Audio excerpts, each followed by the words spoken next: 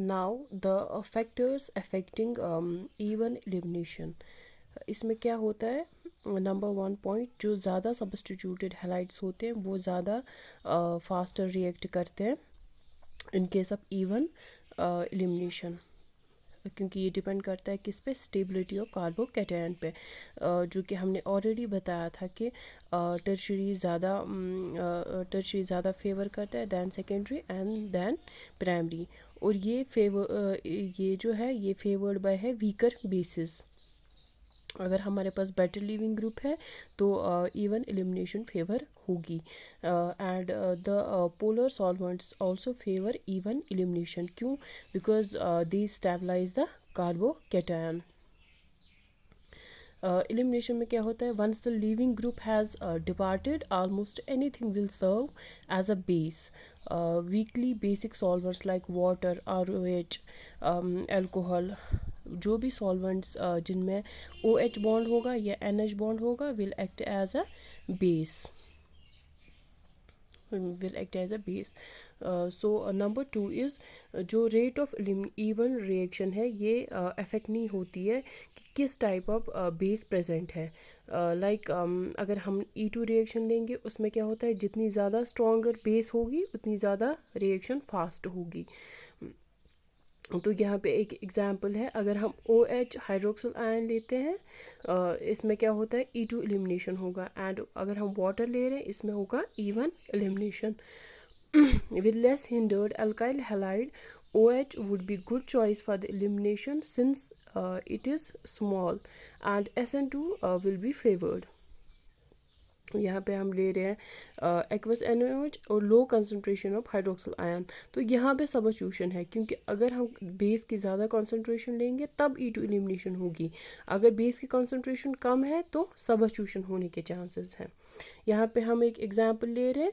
यहाँ पे क्या हो रहा है कि ये जो है I will leave as leaving group and DBN एक नॉन न्यूक्लियोफिलिक बेस है जिसका IUPAC नेम है 1,5 डायज़ोबाइसाइक्लो 430 नोनीन।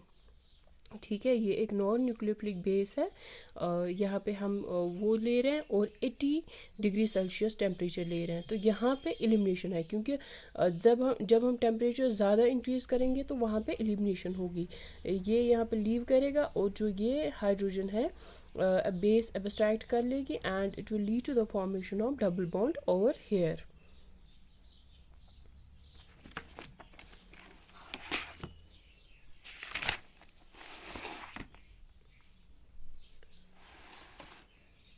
अब आते हैं हम रेडियो सिलेक्टिविटी पे।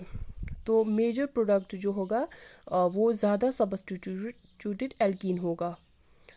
हम यहाँ पे क्या कहेंगे, हम ये एक एग्जांपल ले रहे हैं, H पॉजिटिव दे रहे हैं। ये यहाँ पे हाइड्रोक्सल OH ग्रुप जो है ये कन्वर्ट हो रहा है इनटू H2O पॉजिटिव। अब ये गुड लीविंग ग्रुप हो गया, ये लीव हो जाएगा एंड यहाँ पे कार्बोकैटायन की फॉर्मेशन हो जाएगी।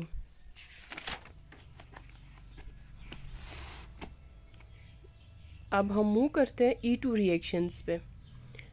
इसमें E2 में क्या होता है, जो रेट डिटरमाइनिंग स्टेप है वो डिपेंड करता है एक तो अल्काइल हैलाइड की कंसंट्रेशन पे और बेस की कंसंट्रेशन पे, इसीलिए इसको biomolecular E2 reaction, E2 elimination कहते हैं।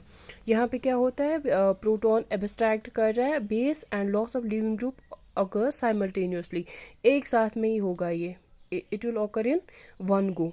यहाँ से लिविंग ग्रुप लीव करेगा एंड बेस एब्स्ट्रैक्ट करेगी प्रोटॉन को and it will lead to the formation of double bond here. तो अब हम क्या कह रहे हैं, फैक्टर्स अफेक्टिंग E2 रिएक्शन। जो E2 रिएक्शन है खाली यही इफेक्ट हो रही है by the concentration of base, like at high concentration of base E2 is favored.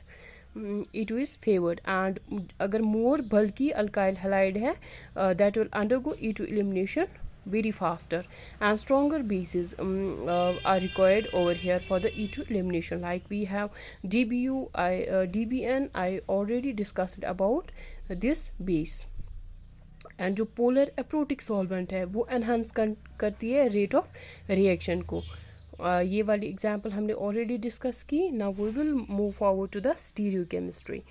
जो लिविंग ग्रुप है एंड द प्रोटॉन जो बेस एब्स्ट्रैक्ट कर रही है, that should be in the anti periplanar, that should be anti periplanar for the E2 elimination to occur.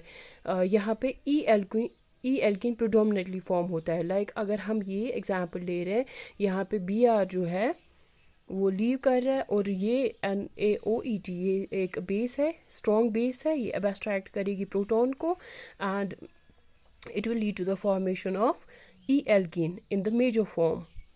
और minor form में ये वाला प्रोडक्ट बनेगा. एंड रिगियो सिलेक्टिविटी में क्या है, अगर बल्कि बेस है तो लेस सब्स्टिट्यूटेड एल्कीन बनेगा एंड अगर लेस हिंडर्ड बेस है तो मोर सब्स्टिट्यूटेड एल्कीन बनेगा. जैसे आपको पता होगा, अगर हमें लेस सब्स्टिट्यूटेड एल्कीन बनता है तो हॉफमैन प्रोडक्ट होगा, अगर मोर सब्स्टिट्यूटेड एल्कीन होगा तो सेट्ज़प्स प्रोडक्ट होगा. यहाँ पे हम एक एग्जांपल ले रहे हैं. यहाँ पे ये Br लीव कर रहा है, ये बेस एब्स्ट्रैक्ट कर रही है इस वाले प्रोटॉन को एंड माइनर प्रोडक्ट ये बन रहा है. मेजर ये मोर सब्स्टिट्यूटेड एल्कीन है एंड ये लेस सब्स्टिट्यूटेड एल्कीन है. तो यहाँ पे सेट्ज़प्स प्रोडक्ट बन रहा है. और अगर हम बल्कि बेस ले रहे हैं टर्शियरी बुटॉक्साइड, तो यहाँ पे जो मेजर प्रोडक्ट है यहाँ हॉफमैन प्रोडक्ट बन रहा है. तो लेस सब्स्टिट्यूटेड एल्कीन जो है वो मेजर बन रहा है एंड जो लेस मोर सब्स्टिट्यूटेड एल्कीन है वो माइनर बन रहा है.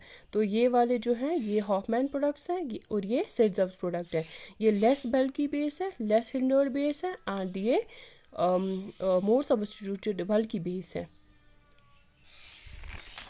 तो अब हम वो कर रहे हैं E1CB मैकेनिज़्म पे. यहाँ पे मैं एक पॉइंट बताना चाह रही हूँ. अगर हमारा लीविंग ग्रुप की जो टेंडेंसी है अगर X की ज़्यादा है दैन प्रोटॉन तो E1 मैकेनिज़्म फॉलो करेगी. अगर हाइड्रोजन यानी कि प्रोटॉन की लीविंग टेंडेंसी ज़्यादा है तो E1CB मैकेनिज़्म फॉलो करती है. जहाँ पे हमें प्रोटॉन जो है वो मोर एसिडिक होगा, that's it's attach to the more electronegative atom, then E1CB mechanism follow करेगी. एंड X अगर हमारा लिविंग ग्रुप एंड प्रोटॉन की जो टेंडेंसी है वो इक्वल है तो E2 मैकेनिज़्म फॉलो होगा.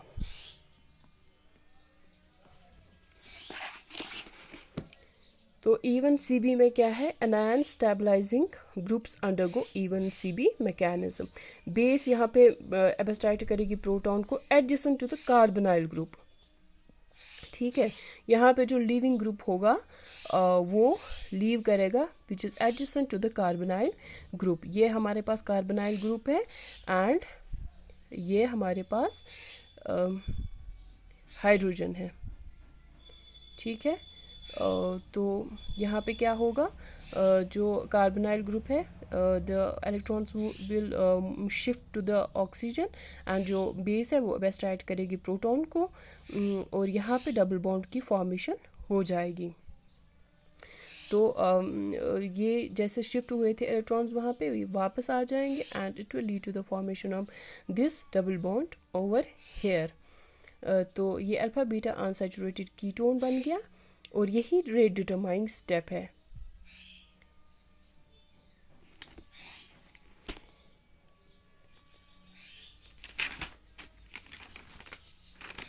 अब हम यहाँ पे एक एग्जाम्पल करेंगे.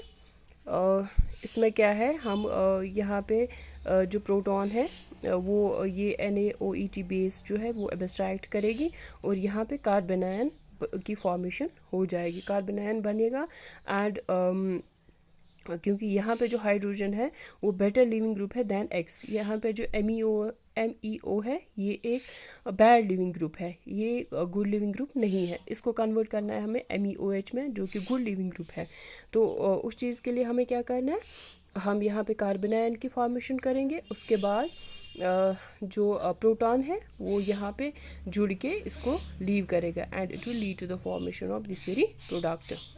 तो दूसरी वाली एग्जाम्पल है, यहाँ पे क्या हो रहा है, OH है, उसको हम प्रोटोनेट करेंगे ये एक अच्छा लीविंग ग्रुप बन जाएगा। उसके बाद बेस जो है हमारी वो इस वाले प्रोटॉन को एब्स्ट्रैक्ट करेगी और यहाँ पे हमारा जो डबल बॉन्ड है वो फॉर्म हो जाएगा। और जो रोल ऑफ लिविंग ग्रुप है, कोई भी गुड लिविंग ग्रुप जो है वो फास्टर एलिमिनेशन करेगा। ठीक है, यहाँ पे क्या है, MEI है, मिथाइल आयोडाइड है।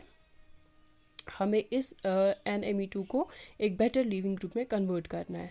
तो ये MEI में क्या होगा, ये आयोडीन निकल जाएगा और ये पॉजिटिव हो जाएगा, इट विल अटैक हेयर, और ये NME3 में कन्वर्ट हो जाएगा। Now it will act as a good leaving group, और जो हाइड्रोजन है बेस इसको एब्स्ट्रैक्ट करेगी and it will lead to the formation of double bond over hair.